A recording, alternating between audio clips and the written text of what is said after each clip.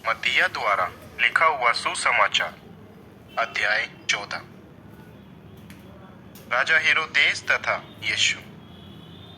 उसी समय हेरोदेस ने, जो देश के 1/4 भाग का राजा था, यीशु के विषय में सुना। उसने अपने सेवकों से कहा, यह बपतिस्मा देने वाला योहन है, मरे हुओं में से जी उठा। यही कारण है कि आश्चर्य कर्म करने का सामर्थ्य इसमें मौजूद है। उनकी हत्या का कारण थी हेरोदेस के भाई फिलिप्पोस की पत्नी हेरोदियस। हेरोदेस ने बपतिस्मा देने वाले योहन को बंदी बनाकर कारागार में डाल दिया था, क्योंकि बपतिस्मा देने वाले योहन उसे यह चेतावनी देते रहते थे, तुम्हारा हेरोदियस को अपने पास रखना उचित नहीं। हेरोदेस योहन को समाप्त ही कर देना चाहता था, किंतु उसे लोगों का भय था, क्योंकि लोग उन्हें भविष्यवक्ता मानते थे। हेरोदेस के जन्म दिवस समारोह के अवसर पर हेरोदियस की पुत्री के नृत्य प्रदर्शन से हेरोदेस इतना प्रसन्न हुआ कि उसने उस किशोरी से शपथ खाकर वचन दिया कि वह जो चाहे मांग सकती है। अपनी माता के संकेत पर उसने कहा, मुझे एक थाल में यही बपतिस्मा देने वाले योहन का सिर चाहिए। यद्यपि इस पर हेरोदेस दुखित अवश्य हुआ, किंतु अपनी शपथ और उपस्थित अतिथियों के कारण उसने इसकी पूर्ति की आज्ञा दे दी। उसने किसी को कारागार में भेजकर योहन का सिर कटवा दिया। उसे एक थाल में लाकर उस किशोरी को दे दिया गया और उसने उसे ले जाकर अपनी माता को दे दिया। योहन के शिष्य आए, उनके शव को ले गए, उनका अंतिम संस्कार कर दिया तथा यीशु को इसके विषय में सूचित किया।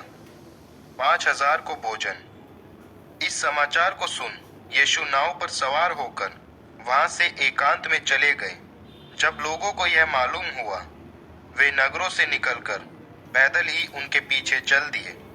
तट पर पहुंचने पर यीशु ने इस बड़ी भीड़ को देखा और इनका हृदय करुणा से भर गया। उन्होंने उनमें जो रोगी थे उनको स्वस्थ किया।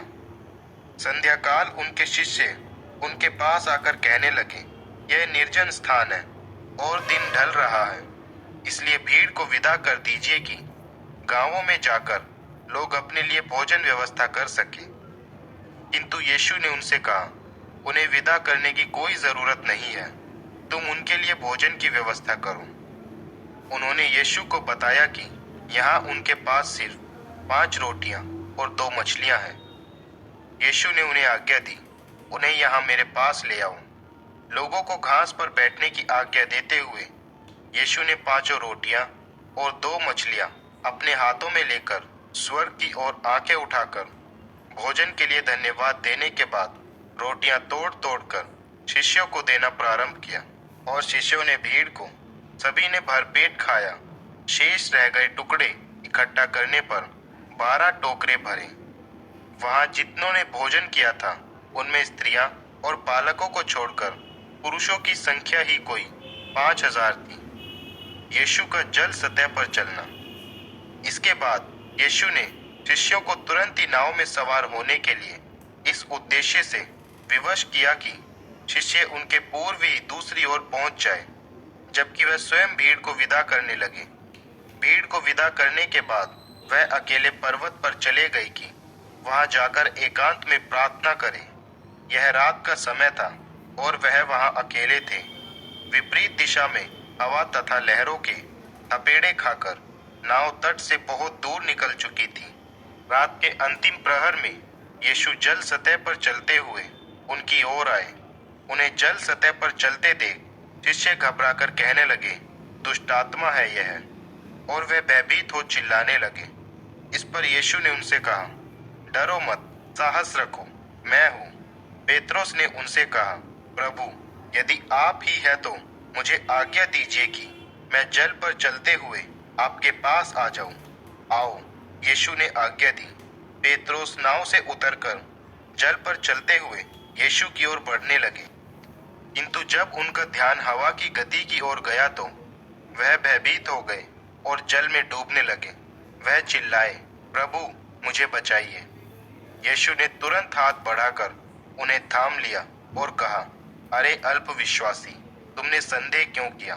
तब वे दोनों नाव में चढ़ गए और वायु थम गई।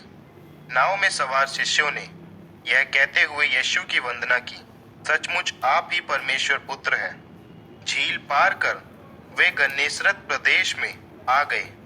वहां के निवासियों ने उन्हें पहचान लिया और आसपास के स्थानों में संदेश भेज दिया। लोग बीमार व्यक्तियों को उनके पास लाने लगे। वे यीशु से विनती करने लगे कि वह उन्हें मात्र अपने वस्त्र का छोर ही छू लेने दे।